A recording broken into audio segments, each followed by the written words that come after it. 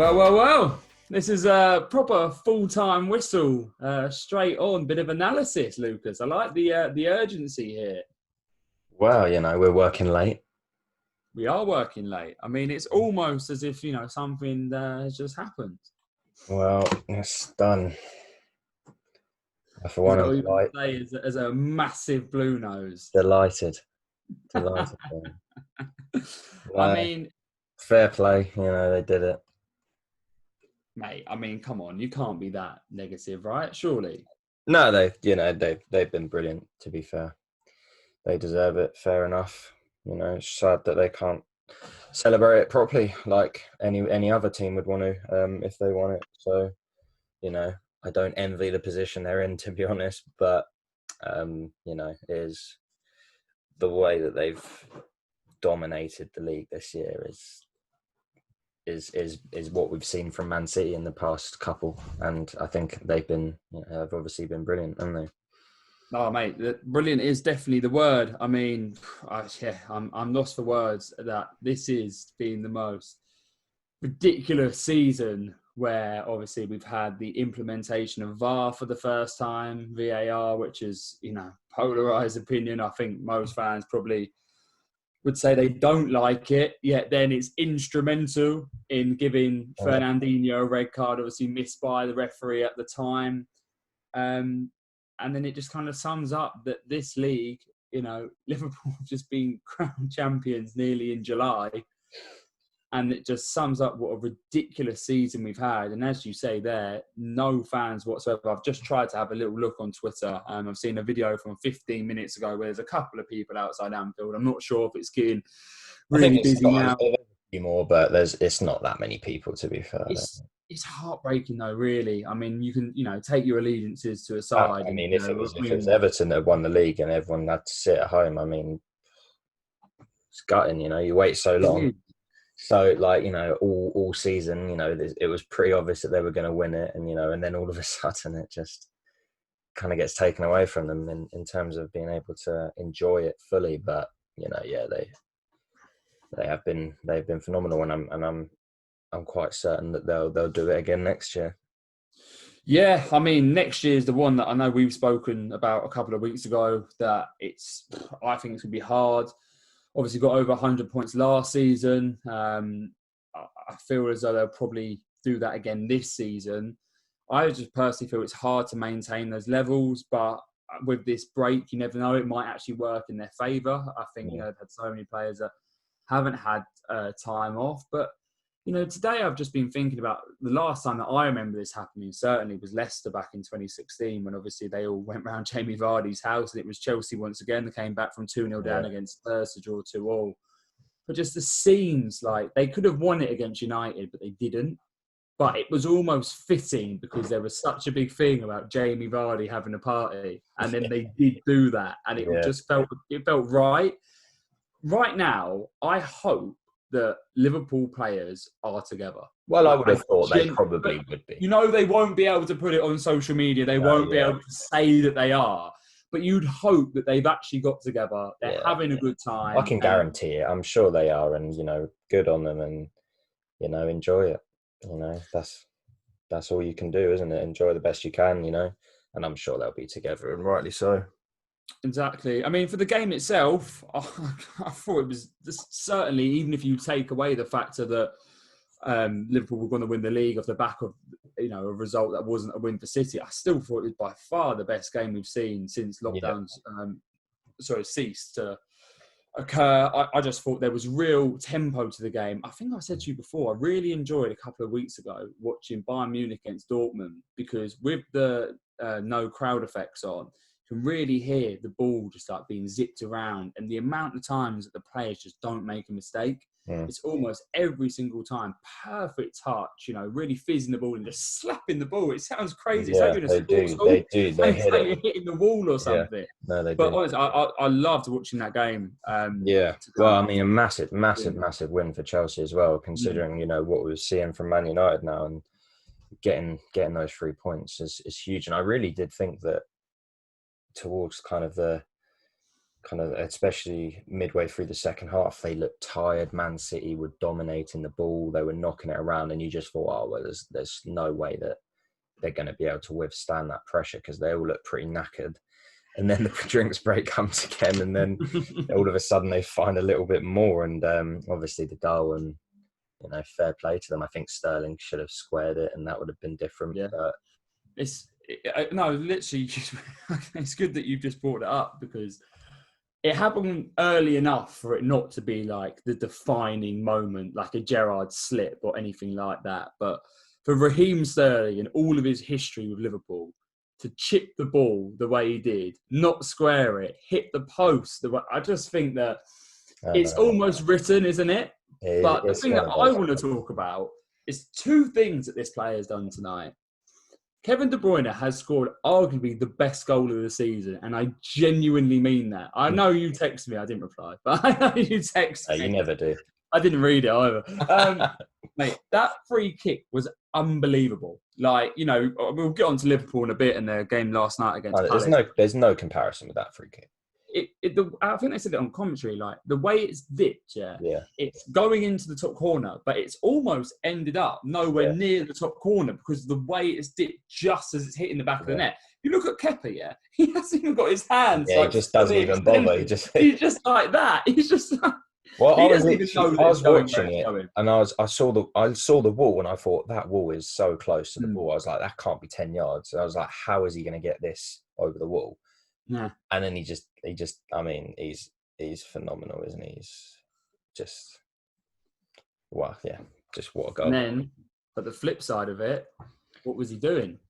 If he brings down Willian when he's breaking through, that whole passage of play doesn't occur. The red card doesn't happen. The penalty certainly doesn't. I mean, the worst thing about it, he got a yellow card for his trip anyway. Yeah. So he didn't even bring him down. It just made it so pointless what he did. I think the further it got on, you could kind of when he initially went to try and pull him down, he obviously tried. Then he had a little nibble again, and then he was running. And I think he was probably just thinking, "Do I do it? Do I do it?" And then all of a sudden, he was in the penalty box, and it was like, "Shit, I can't do it now." And I thought maybe he thought it was going to be last man, so he thought maybe he'd get some. Maybe I know what you mean, but he certainly wouldn't have been. It's funny as though because I've certainly never seen it where.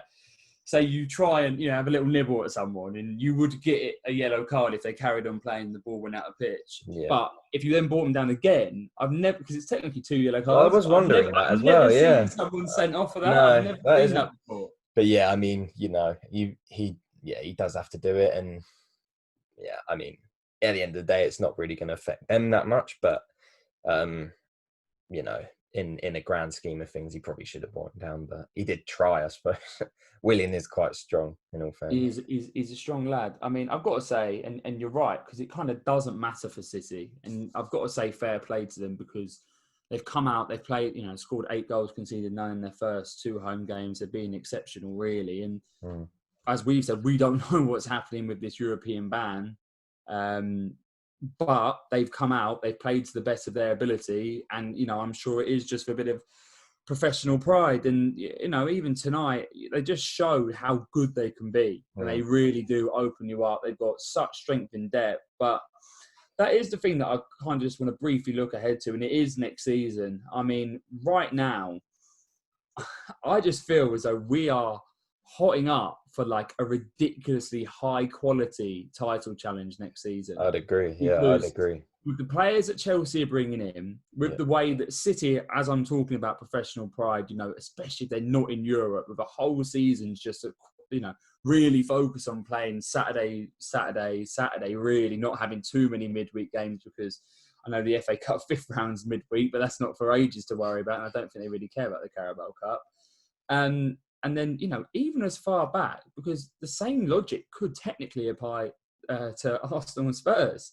Because, don't get me wrong, I'm not saying for 1 second that they're going to be mounting a title challenge, especially Arsenal, but you never know. It's one of those things. You'd want the quality of the team to be better for sure. And I completely agree. And I think Chelsea especially, they've shown again today, they have got that just something where it gets them through games, and with that quality that they're bringing in up the top end of the pitch. And I do think that they're defensively a bit shaky, as are Man City as well. But yeah, I completely agree. I think next season could be really, really exciting and it'd be nice because, I mean, we've had one or two teams challenging, but I mean, when was the last time we had like 3 or 4 teams that could really, you know, Like properly the old days. challenge? Like Exactly. the good old days of The good old days. Everyone's getting the mid very noughties. sentimental. I mean, but that's the thing for me is that, you know, it's good to look ahead to next year, and it does feel finely balanced. But this year, you know, Liverpool, they've been different classes. It's hard to kind of analyse something because, you know, they showed last night just how good they are. I know they got a bit of criticism for the Everton game, and we, you know, kind of settled rightly on the fact that it was a bit of a Carlo Ancelotti masterclass without, you know, being too without praising him too much, because obviously I thought it was a bit negative to be at home, but, you know, that's what you've got to do to stop them. But there've been a lot of chat because of what's happening in the situation that we're in about there being an asterisk next to their title win, Liverpool. I just feel that, firstly, that was ridiculous to ever question what they've done this season. But secondly, like I just said, they were so good yesterday. And it was interesting because although Alexander-Arnold scored an unreal free kick and Fabinho scored Fabinho's goal was superb, yeah. The other 2 goals were unbelievable. Now, the 4th goal, Mane, apparently it's the most passes in the build-up to a goal this season. I think I heard the clock was asked that in a question on the radio last night. But it was the Salah goal, and it's the ball by Fabinho that I want to talk about, because I just feel as though Fabinho has had an unbelievable season. But when he's been out the team and when he's picked up injuries, I think, you know, Jordan Henderson has, there's been a lot of comments about how important Henderson's been this season. He'll probably win Player of the Season. And I get that. And I understand why, because his driving force has definitely been a factor. But I think a fully fit Fabinho has been probably the difference, really, in terms of, you know, them being 25 points clear or 10 points clear. Because you saw with that ball, it's just perfectly weighted. And the movement Salah makes, it's second nature. It's like he's not even thinking about where to go because he knows that Fabinho has got that ability to find him. And then, as I said, you know, the goal was unbelievable. Yeah. No, I agree. I mean, but they've got that kind of quality everywhere, really. They're just such a strong side, and you kind of think that it just, on paper, you know, I think Man City are the better team, but the way that it works for Liverpool and the way that the whole team just kind of, it just works, and it's just so hard to play against and break down, and the way Klopp operates at that high intensity and the kind of the high pressing and the counter-attacking and the speed of which they play. It's, you know, it's impossible to kind of beat, really, very easily. So yeah, Fabinho's been, I mean, yeah, he scored pretty much identical goal, didn't he, earlier on in the season. The way he strikes it, yeah, it's brilliant. Can't say much more, I suppose. It's right what you say about, you know, the players and especially the central midfielders, because you look at, because I wouldn't say that they're world beaters in central midfield, you know what I mean? And that's the thing, you know, he to me gets every single ounce of quality out of them that he possibly can, and he always gets them playing in a specific role. And he did the same at Dortmund as well, you know. Yeah, he got the absolute max out of all of those players as well. So I mean, obviously, you just can't question his ability to manage people and manage a side.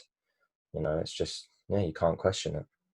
No, you can't. But I mean, you know, moving on, and, you know, when it comes to things that are still to be decided this season, and looking at the midfield as well, I mean, I didn't watch, and I don't think you did either, the Man United game yesterday.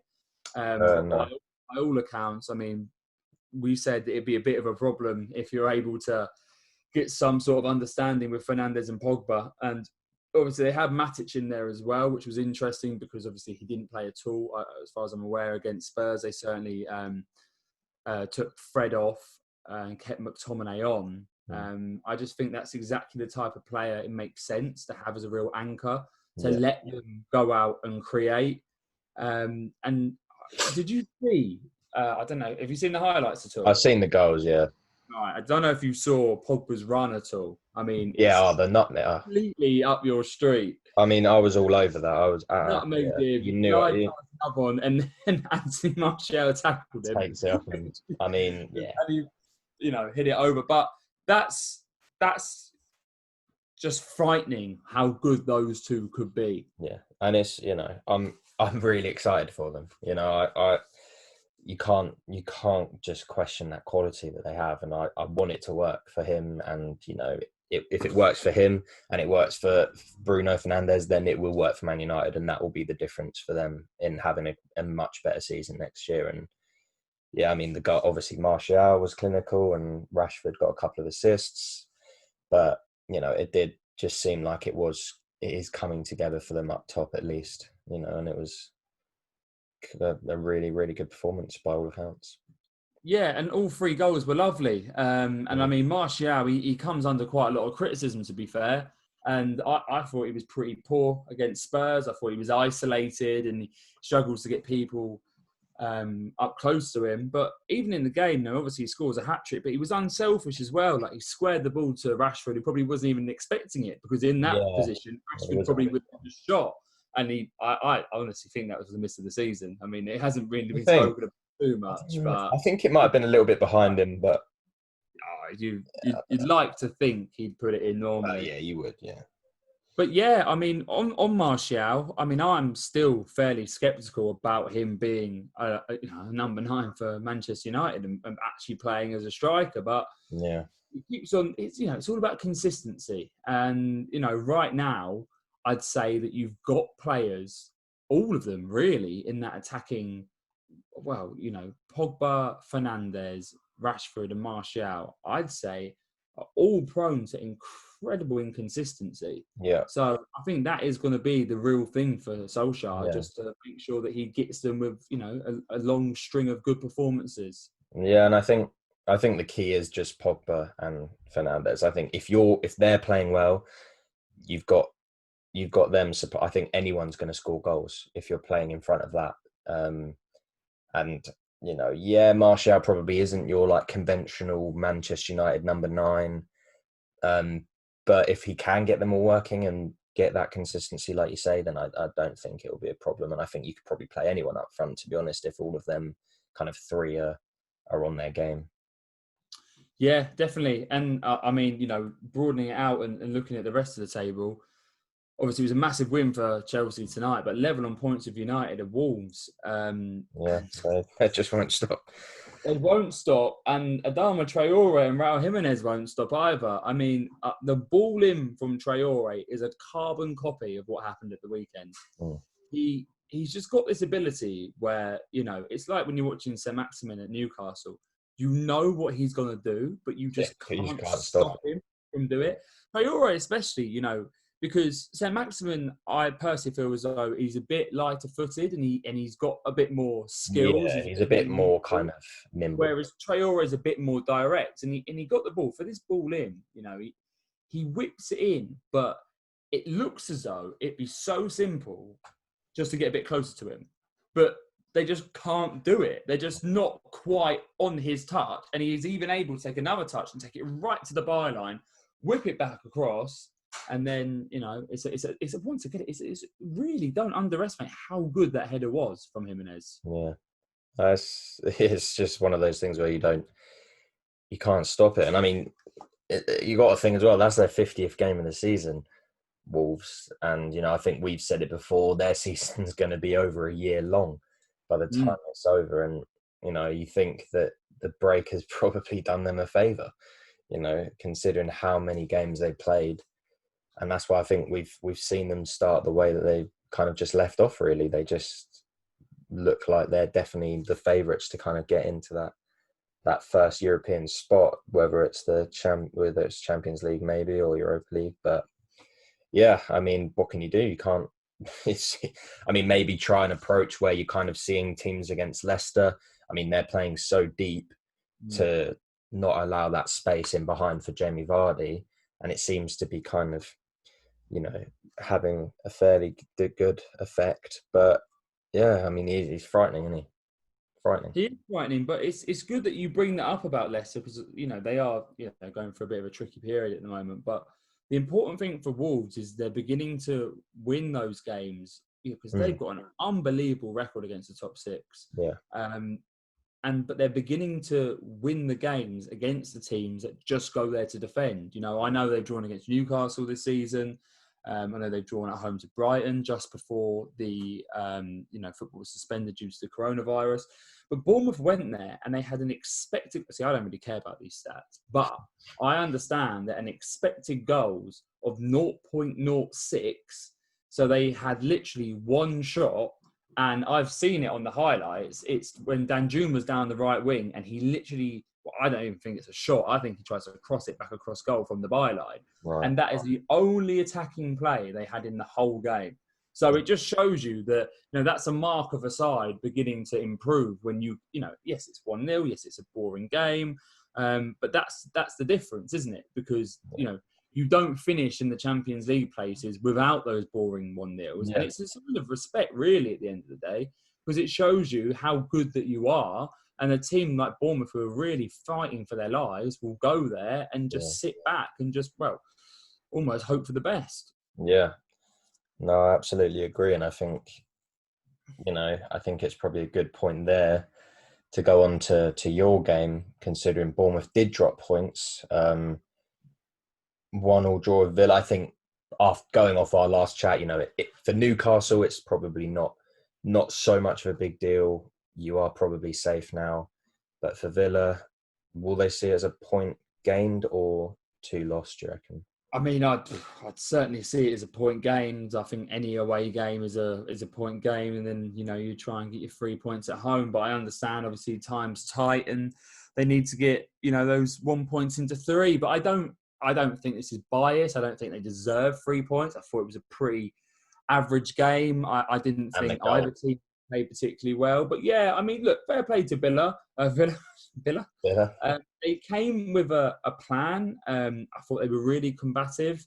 They pressed really well. I was really surprised by that. Even in the opening exchange of the game, just little things that Sheffield United weren't doing, where Lascelles and Fernandes would basically just play the ball with each other and have all the time in the world. They were pressing in a way, because neither of those players are particularly good on the ball. So they were just pressing him in the way that it was kind of, reducing their options and making them go back to the Dubravka. And then he obviously plays it long and it's a 50-50 whether you win the header. But the biggest thing was Samatta was playing up front, but he would drop in and sit on Shelvey and just kind of stop him from playing. And I could see that, and I thought fair play to Villa. They're always a danger from set pieces. They're very physical. But despite having, I wouldn't say the majority of the play, but they certainly stopped Newcastle from creating anything, didn't carve them open like happened to 10-man Sheffield United. Didn't really create anything, and they weren't, that impressive. And I feel as though if Newcastle had hung on to, a 1-0 lead, it wouldn't have been the most, the biggest outrage or anything like that. But at the same time, I thought a draw was probably a fair result. Poor goalkeeping, though. Was poor goalkeeping, but it's hard because, you have Dubravka, and he genuinely, I think, he's made the most saves in the division, which is never actually a good thing. Yeah. It's terrible. It's like when a goalkeeper gets man of the match. Yeah, the teams whose goalkeepers are in like the top 5, it's just like the worst thing. It's not a good thing. It's not a good thing. No. But he has, at least he hasn't let every single one in. He does make saves, but yeah, I think he's a bit unlucky because obviously Shelby swipes at it. Right in the way, wasn't he? It's low down, it's not an ideal trajectory. But yeah, no, you never want to. But he's got a ricket in him. I remember he did that at Wembley. I think they were still playing there against Spurs when Son hit the ball and he just scooped it into his own net. And people make mistakes. As a slight tangent, I don't know if you saw what Matty Ryan did on Tuesday night when he was trying to throw the ball out. Did you see that? No, I didn't. Oh, if anyone is listening or watching and saw it, it was unbelievable. Go on to Sky Sports and watch the highlights after you listen to this. Because they're still on there. He gets the ball and he tries to just, I assume, throw it out to the left back. And he just holds on to it. Oh, he throws it back behind him. Like, I think it was Vardy like ran through and he kind of like tackled him, Ryan, like with his hands, and he didn't foul him, I don't think. But it was like, Jesus Christ, you're a goalkeeper. That's like the one thing you can do. How have you managed to do that? But yeah, it's you don't.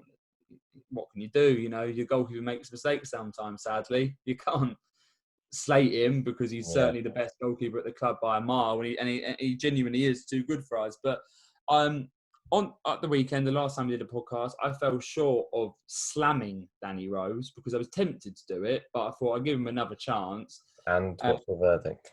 I thought he played really well. I thought he was really good against Villa. Didn't think Trezeguet or El Ghazi, either of them, were too much of a threat up against him. However, I thought he just did everything really well. I don't know if it's possible to lose about 4 kilograms in a couple of days, but he certainly looked a lot slimmer from when he played at the week. Maybe it's the heat. Maybe, yeah. Probably just sweating all now, isn't it? Bin bags on, which they used to do in the 80s, and he's running around the pitch and that. And but Did you ever do that? Have you ever done that? Little bit of cling film. What? I listen to so many podcasts and that with old players that talk about that, and I've never heard of this in my life. Really? Is it a thing? I don't know. I mean, I put some cling film around me once. I don't really know why. Cling film? Yeah, same. Wrap yourself up in cling film. Well, just like the stomach and kind of area. I don't think it made a difference. I mean, it's been interesting this week because I'm happy because you've been going on at me for ages to do a 30-minute podcast, because you feel as though I don't know. I think maybe that's a bit rude to our audience. Perhaps you're saying they don't have long enough attention spans. Maybe. No, I think, it was more of an experiment type of thing. But I think it's nice to have the opportunity to have another episode. I do want to touch on Everton quickly. Oh, I was going to try and get off before we had to talk about the world's most boring game. Right. I talk about Sky, yeah, because obviously there's been quite a lot of games at the same time this week. Yeah. So I've watched the Sky highlights. And, I'm sure if you're watching YouTube, you can notice that I, often look down to left because I do make notes because, it turns out my memory isn't that good. I wrote nothing for the Everton game. Yeah. And do you know what? Yeah. When the teams came out and I saw they benched, I know Brendy is not always in the team. He's been a bit hot and cold with that. And, I think that's to their detriment. But Brendy is not in the team. Cantwell didn't play. And neither did Pookie. I was like, what is going on? Have Norwich just said, look, basically, we're planning for Championship already.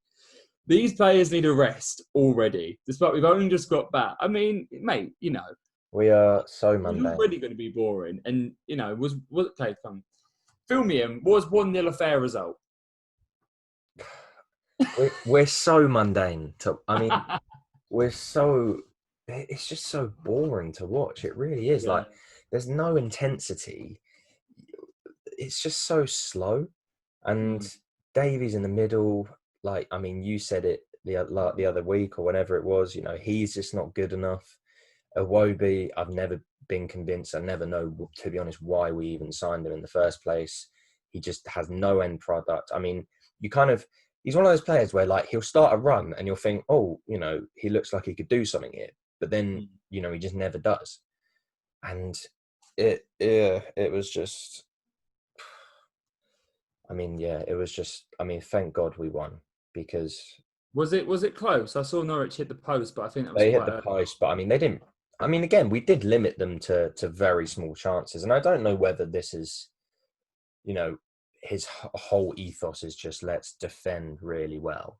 And then hopefully we'll have the quality, I don't know, because we don't have the quality, abundance going forward.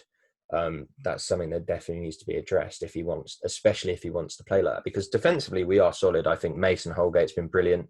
Keane, who I definitely had doubts about, he played really well. Seamus Coleman was really good. Luca Digne obviously is really good. So we do have a very good, solid defence, and it is showing in the last couple of games. But if you're going to do that, you're going to need to have a really good, solid attack where that there's creativity and things are going to happen. But we just don't have that, and it shows because we hardly score goals. We're lucky that we won because there probably isn't that many happy Evertonians about the performance anyway, but at least we got 3 points. But, I think I was hoping for a bit more kind of free-flowing, fluid football. That's the thing. I think that's what we kind of said about Carlo. It just seems as though he'll get the defence right first, and then a style of play will begin to form from that. And you can't really come back. You got a couple of clean sheets. No, It's boring, but he seems very much like someone like Rafa Benitez to me. And I he agree. is, from his track record. It's what he is. Yeah. So yeah, it's not particularly pretty, but that's what it comes down to, really. I mean, I still smile every time the camera pans to him because I just think he's the coolest bloke. But genuinely, he's the coolest bloke. But yeah, and if that is the way he's doing it, then fair enough. And I mean, I just hope that means that in the summer there needs to be 2-3 very decent signings going forward, because I do think we're solid defensively, but you can't carry on playing like that all the time, because a point for Norwich wouldn't have flattered them either. So I do think we were lucky to win. But I agree, mate. But that's the thing. It's like when you're playing Villa. Those teams are scrapping down the bottom of the league. So especially the positions that we're in. Okay, I know some. Well, I was about to say some Newcastle fans will try and say that we're not safe, but I'm probably one of those Newcastle fans. But realistically, you are safe, and those teams really are fighting down this. They probably are, especially with no fans, giving it a little bit more than you are. So I wouldn't make those results. I think that, especially away from home, I know they lost 3-0 against Southampton, but as always in these scenarios, a win is a win, and there's not much more you can do than that. No, I absolutely agree. And I think, as we're talking of wins, probably a good place to finish is the Spurs West Ham game. Yeah. I was really, really impressed with Declan Rice. And, I think it's a huge shame that they just don't have that cutting edge going forward. But he was getting the ball left foot, right foot, 50 yards, 10 yards, 20 yards, like forward, like defending, attacking. He was brilliant. And I think we spoke kind of a little bit about England and kind of that midfield is probably where there's spaces up for grabs. And, I really wouldn't be surprised if he was up there. It's actually amazing that you mentioned this, because I'm not a fan of Declan Rice. I personally have the opinion that if your team is in a relegation battle and you're not the star performer every week, for example, I've seen recently that Martin Noble was beginning to get a lot of criticism, but before that, he was not getting criticism. Especially I remember when they played. I think I might be wrong in saying this, but I know they played like Sheffield United on a Friday night, and Rice got done for a handball, which wasn't a handball. But I feel as though players like Noble were getting incredible amounts of praise for that.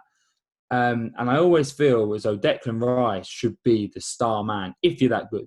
If you really are worth 70 million, if you really are England's defensive midfielder, you should be, unplayable week in, week out. Doesn't matter about your age, because you should be that good.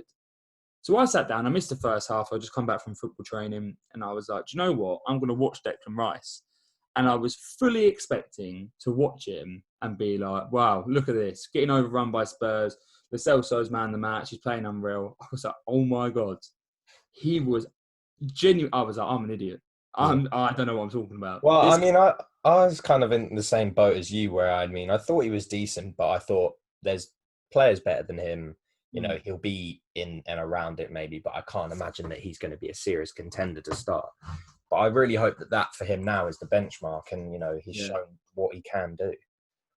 Well, also, it's easy for me to say, he's the Messiah now after one good game. So it is it's a case of consistently doing it. But it was like he got this ball just outside his own area, and he's played this left-footed pass over the top for Antonio to run onto. It's like, Jesus Christ. He's good then, isn't he? But that's the thing. It's about being consistent and showing how good you can be. So, he's obviously come to both our attentions in what was another 2-0 defeat. Now, obviously, I'm being a bit harsh, because realistically, it doesn't matter where your team come. because your team might be terrible. You know, Wijnaldum was relegated with Newcastle, yet he just won the league tonight with Liverpool, and he's been influential in that. So it doesn't actually matter, really. You can be a shining light. However, I think as we've just said there, it's time for him to really show how good he was. And just thinking about that game, I still think that West Ham deserved to lose. However, it was a handball by Sanchez. There's no doubt in my mind. I also do think that, and I was so confused again. And I mean, I don't want to bang on about VAR, but like I thought that the new rule was that if it touches a hand and it's an attacking play, it's a foul regardless. That's the rule. Exactly that. And I'm just like, well, how the hell has that not? It just doesn't make any sense. And this is why people get annoyed with it, because there is this inconsistency in something that is black and white. It's hit his hand, no question, like his arm. It's a foul, you know. And I do feel for them a bit because, you know, Tottenham, they were all right, but Harry Kane looked absolutely just lost a bit. You know, he was. What did Jose say? Jose said he'd score, and he did. Yeah, so, I mean, well, yeah, Harry Kane's never going to miss. I mean, it was his 200th goal as well. 100th goal, was it? Mate, do you know what? I don't know the stat. It was his 100th goal, I think. It was his 100th Premier League goal. It sounded realistic.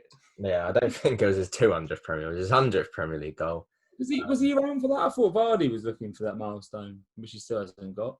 No, mate, it was a milestone he made because it was slapping it against.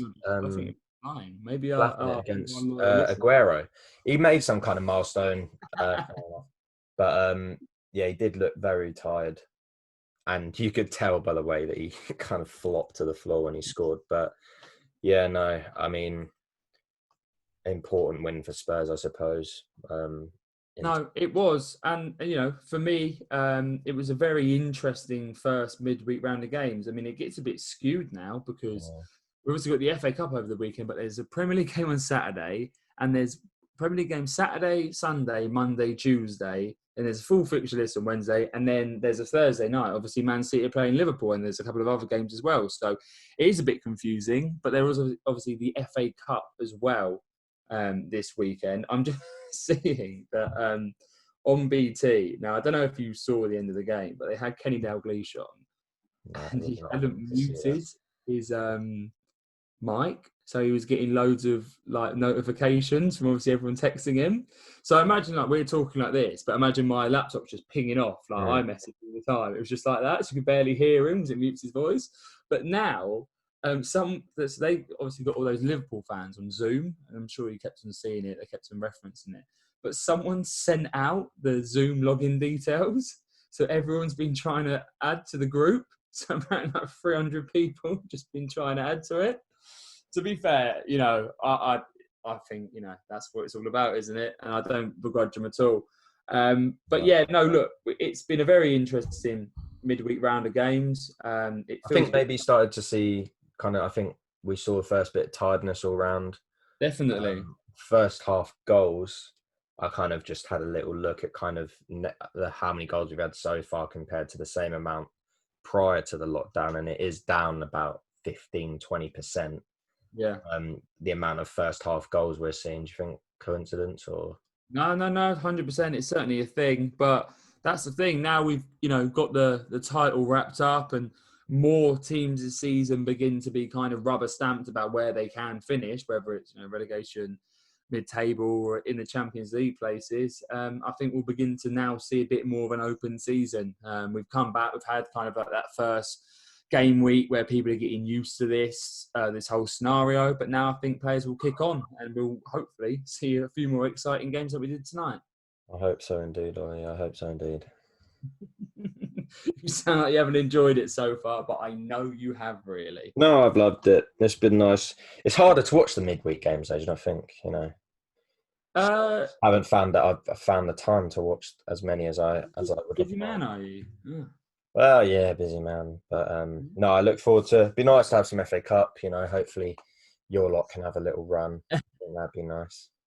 Well, I mean, we dare to dream, but having watched Man City so far, and the fact that I felt as though we should have made many changes against Villa, we made none, and Hayden and Richie have now got injured. I think that kind of sums up, our chances this Sunday. But we will be back either Monday or Tuesday morning. I'm not quite sure yet because there's games on all the time around that time.